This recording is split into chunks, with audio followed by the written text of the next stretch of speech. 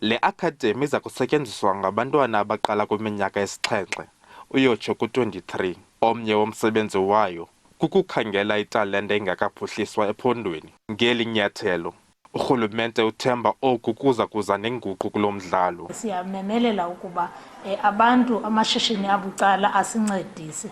Zikhona ke ezinye iinkampani esele sinobudlelwane nazo esizawuthi ke sinqonqoze kuzo. Ngaphambili kuyavakala uba ngabana u-Old Mutual wayenegalelo. Siyafuna ke ukuphinda simbize kwakhona size etafileni ukwenzela ubana sincedisane ukubheka phambili. kuMakhaya Ntini, eli phulo linikeza ithemba.